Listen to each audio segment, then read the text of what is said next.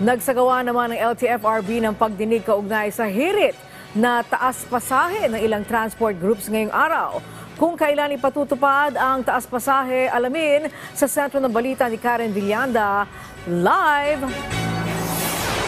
Angelique, posibleng sa susunod na linggo nga ay magkaroon na ng desisyon sa taas pasahe sa jeep. Ito yung matapos nga dinigin ngayong araw yung petisyon ng magkakaibang transport group dahil na rin nga sa taas ang presyo ng diesel.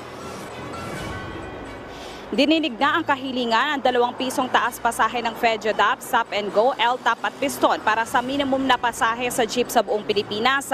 Bukod pa ito sa 5 pisong dagdag sa unang 4 na kilometro at karagdagang piso sa susunod na kilometro na petisyon naman ng Pasang Mazda Auto Dapat Akto para sa mga jeep sa National Capital Region.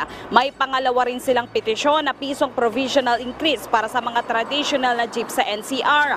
Pero ayon sa LTFRB, hindi lahat ng ito ay sabay-sabay na aprobahan. Narito at pakinggan natin ang pahayag ni LTFRB Chair Teofilo Guadis III. Kung ano man po yung magiging desisyon namin na pagkasunduan ng board, that it will be effective sa lahat po ng transport groups. Whether humingi ka ng provisional remedy ng piso, 2 piso na increase, whatever is in decision, it will be for the entire nation po yan. So possible next month, mayroon na tayong fare increase? Possible po next week, meron na po. Binigyan din ng 5 araw ang grupo ng Pasang Mazda para maghain ng supplemental petition upang isama na ang modern jeep at traditional jeep sa buong Pilipinas sa kanilang petisyon.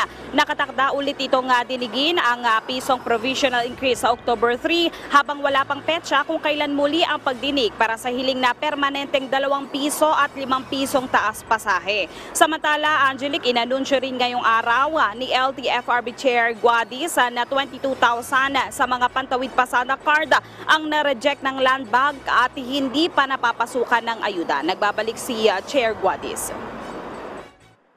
Ito ho yung nagpalit na ho ng may-ari ng jeep, nag-iba ng address, or hindi ho nagagamit yung card na matagal na. So yung Land Bank ho, in-stop muna yung account. Ibig sabihin yung mga ito, kailangan pumunta po sa Land Bank para po ma-update yung kanilang record at para matanggap po nila yung kaukulang fuel subsidy po. Angelique, nagpasa na ng letter ang LTFRB sa NEDA para mag-abiso nga na mayroong petisyong taas pasahe ang mga transport group. Pero ayon din sa LTFRB ay hihintayin rin nila yung komento ng commuter group bago nga magtaas ng pasahe. Angelique. Okay, so Karen, kailan didinggin itong mga comments ng mga commuter groups? Kasi nga, kung sinasabi nilang next week na posibleng magtaas ang pasahe.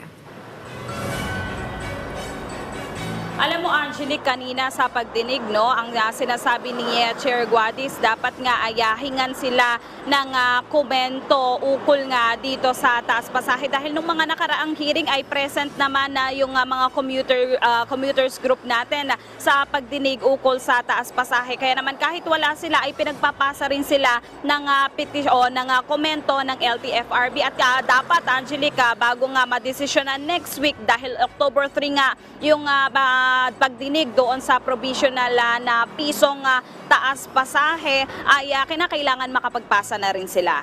Angelique. Okay, maraming salamat sa iyo, Karen Villanda.